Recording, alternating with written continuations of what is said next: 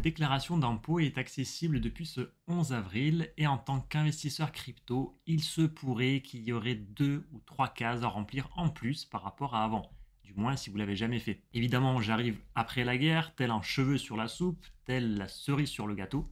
À vous de choisir, mais j'ai envie de dire, vaut mieux tard que jamais. Si vous n'avez pas encore déclaré vos crypto-monnaies, vos différents comptes à l'étranger, etc., alors parfait, cette vidéo tombe à pic, elle est faite pour vous. Car oui, dans cette vidéo, nous allons justement voir comment déclarer vos comptes à l'étranger, vos comptes crypto à l'étranger, comment déclarer vos plus-values, dans le cas où vous en avez créé, vous en avez eu, et le tout via le site français d'impôt, le fameux site impôt.gouv. Bonjour sur Cryptoraison et bienvenue dans cette nouvelle vidéo. Si le sujet vous plaît, lâchez un pouce bleu, partagez cette vidéo autour de vous pour aider d'autres personnes dans leur déclaration. Et sur ce, pour vous laisser le temps de le faire et de vous abonner à la chaîne si ce n'est pas déjà fait, très important, eh bien je vais lancer l'intro.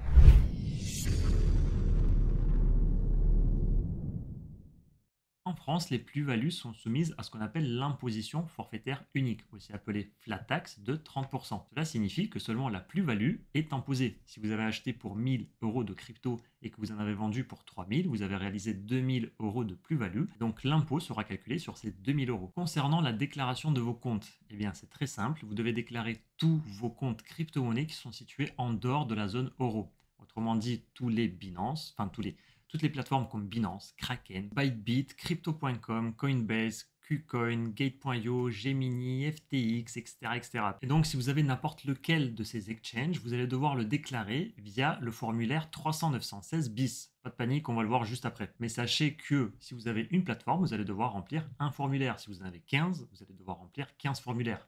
Ça prend grosso modo 1 à 2 minutes à remplir.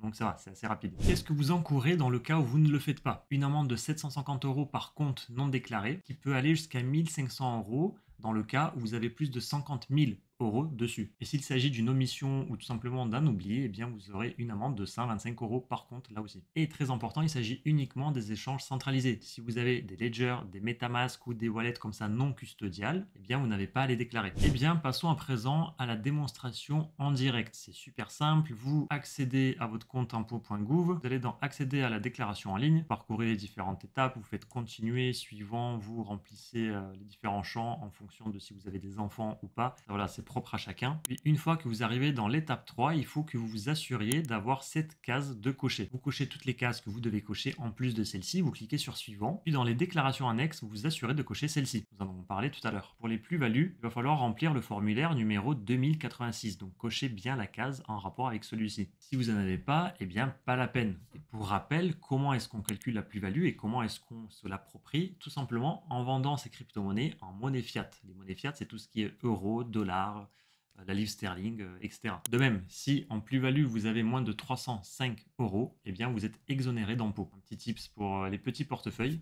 Toujours bon à prendre. Ensuite, sur le côté, une fois que vous aurez coché ces cases, vous allez voir apparaître, voilà, ici l'annexe numéro 3916, et bien vous allez tout simplement cliquer dessus. Là, on vous demande combien vous avez d'exchange, faites le compte avant, vous le renseignez dans la petite case qui est mise ici sur le site. Puis, une fois que c'est fait, vous commencez à remplir petit à petit les formulaires. Pour rappel, c'est un formulaire par exchange. Vous mettez dans un premier temps ce que c'est, donc pour nous, c'est un compte d'actifs numériques. Vous allez renseigner tous les champs qui sont obligatoires, autrement dit, le numéro du compte ou l'adresse email ayant servi à l'ouverture du compte. Vous allez devoir rentrer la date d'ouverture de votre compte. Donc pour cela, peut-être que vous allez devoir vous rendre sur le compte en question pour voir quand est-ce que vous l'avez ouvert. Là, vous rentrez bien l'exchange en question, dans quel pays il est localisé. Et très important pour vous faire gagner du temps, d'accord, toutes les plateformes qui sont là, eh bien, je vais les mettre sur un petit document Word. En dessous, je vais mettre où est localisé leur siège social avec l'adresse, avec l'email, avec le pays. Hein, c'est ce qui est demandé ici. Et pour l'obtenir, rien de plus simple, vous allez en description de cette vidéo, il y aura un lien qui va vous rediriger vers notre Discord. Je mettrai le petit Word ou le petit fichier PDF, peu importe, sur ce Discord, vous le téléchargez et vous faites le petit remplissage en espérant que cela vous fera gagner du temps. Voilà, c'est aussi simple que ça. Ça prend littéralement 1 à 2 minutes. Le plus chiant en fait, c'est de savoir dans quel pays est localisée la plateforme ainsi que la date d'ouverture de votre compte. Donc là, j'y peux rien pour vous, c'est à vous de savoir. Mais pour le reste, c'est assez simple. Concernant le formulaire 2086, dans le cas où vous avez des plus-values, il faut savoir calculer vos plus-values.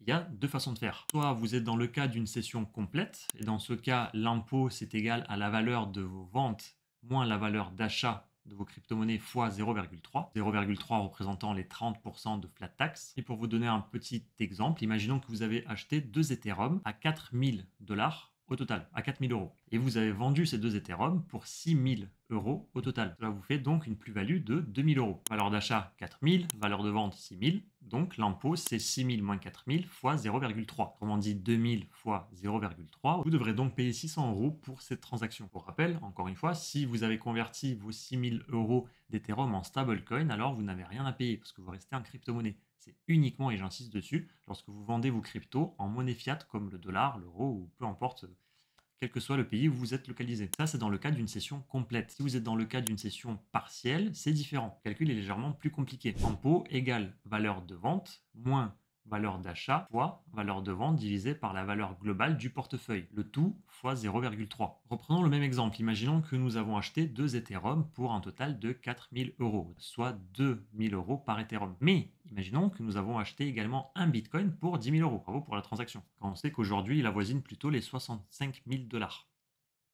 Intéressant.